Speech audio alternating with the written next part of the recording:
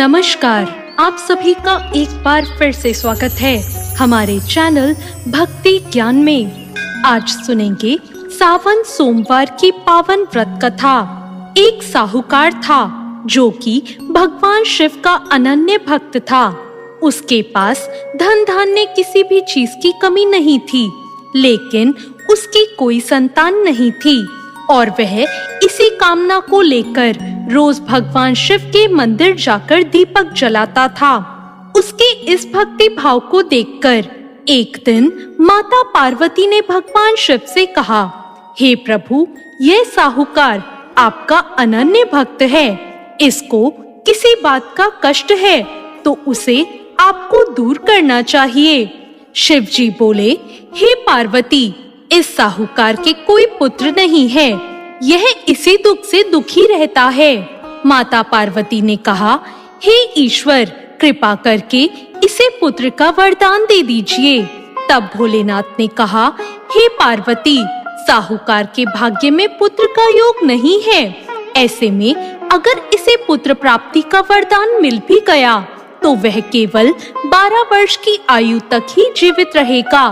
यह सुनने के बाद भी माता पार्वती ने कहा, हे प्रभु, आपको इस साहूकार को पुत्र वरदान देना ही होगा, नहीं तो आपके भक्त आपकी पूजा सेवा क्यों करेंगे। माता पार्वती के बार बार कहने पर भोलेनाथ ने साहूकार को पुत्र का वरदान दे दिया, लेकिन यह भी कहा कि वो केवल 12 वर्ष तक जीवित रहेगा। साहूकार यह सारी बातें सुन रहा था, इसलिए यह सुनकर उसे ना तो खुशी हुई और ना ही दुख। वो पहले की तरह भोलेनाथ की पूजा अर्चना करता रहा और उधर सेठानी गर्भवती हो गई और 9वें महीने में उसे एक सुंदर बालक की प्राप्ति हुई।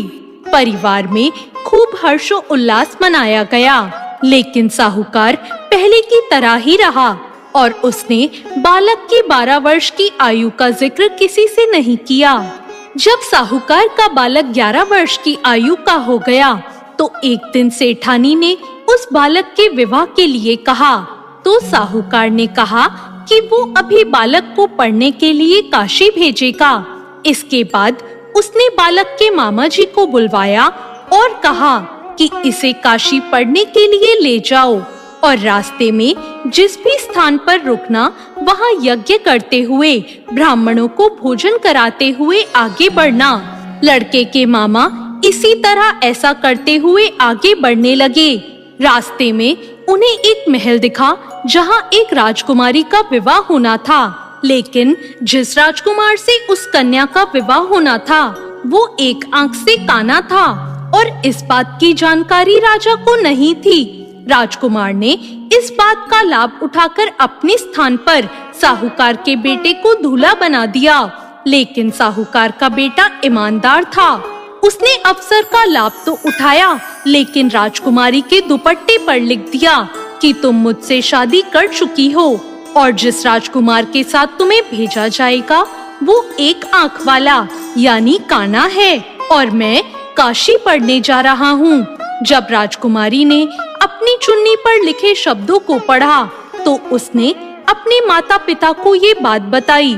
बारात को छोड़कर राजा ने अपनी बेटी को नहीं जाने दिया। उधर साहूकार का लड़का और उसके मामा काशी पहुंच गए और वहां जाकर उन्होंने यज्ञ किया। जब लड़के की उम्र 12 वर्ष की हुई तो एक यज्ञ किया गया।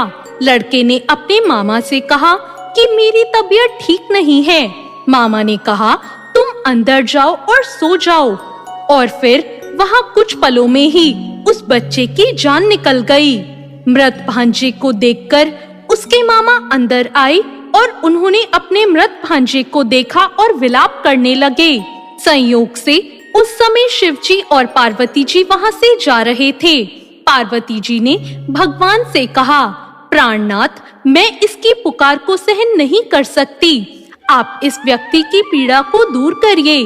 जब शिव जी उस मरे हुए लड़के के पास पहुँचे तो उन्होंने कहा, यह उसी साहूकार का बेटा है जिसे मैंने 12 साल की उम्र का वरदान दिया था। अब इसकी उम्र खत्म हो गई है। लेकिन माता पार्वती ने कहा, हे महादेव, कृपा करके इस बच्चे को और उम्र दें, नहीं तो इसके माता पिता भी मर जाएंगे। माता पार्वती के अनुरोध पर भगवान शिव ने लड़के को जीवित रहने का वरदान दे दिया। शिव जी की कृपा से वो बालक जीवित हो गया। शिक्षा समाप्त करके जब वो लड़का अपने मामा के साथ अपनी नगर लौट रहा था, तो दोनों चलते हुए उसी नगर में पहुँचे जहाँ उसका विवाह राजकुमारी के साथ हुआ था। उस नगर में भी उसने यज्ञ का आयोजन किया और नगर के राजा ने तुरंत उसे पहचान लिया। यज्ञ समाप्त होने पर राजा व्यापारी के बेटे और उसके मामा को महल ले आए और उन्हें बहुत सा धन और वस्त्र देकर राजकुमारी के साथ विदा कर दिया। लड़का और उसके मामा जब अपने नगर में पहुँचे तो नगर में पहुँचते ही एक दूत को भेजकर अपने आने की सूचना दी। बेटे के जीवित वापस लौटने पर सूचना पाकर व्यापारी बहुत प्रसन्न हुआ। व्यापारी और उसकी पत्नी ने स्वयं को एक कमरे में बंद कर रखा था। भूखे प्यासे रहकर वो दोनों अपने बेटे की प्रतीक्षा कर रहे थे। उन्होंने प्रतिज्ञा कर रखी थी कि यदि उन्हें अपने बेटे की मृत्यु का समाचार मिला तो वो दोनों भी अपने प्राण त्याग देंगे। व्यापारी अपनी पत्नी के साथ नगर के द्वार पर पहुंचा। अपने बेटे को जीवित देखकर उसके विवाह का समाचार सुनकर उसकी खुशी का ठिकाना नहीं रहा। उसी रात भगवान शिव ने व्यापारी के सपने में आकर कहा, हे श्रेष्ठी, मैंने तेरे सोमवार व्रत करने और व्रत कथा सुनने से प्रसन्न होकर तेरे पुत्र को लंबी आयु प्रदान की है। ऐसा सुनकर व्यापारी बहुत प्रसन्न हुआ। इसी प्रकार जो व्यक्ति इस कथा को पढ़ता या सुनता है, उसके समस्त दुख दूर हो जाते हैं और उसे मनवांछित फल की प्राप्ति होती है। तो ये थी सावन सोमवार की व्रत कथा। आपको ये कथा कैसी लगी कमेंट करके जरूर बताएं और साथ ही मेरे चैनल भक्ति ज्ञान को सब्सक्राइब करना ना भूलें। वीडियो अच्छी लगी हो तो लाइक जरूर करें। धन्यवाद।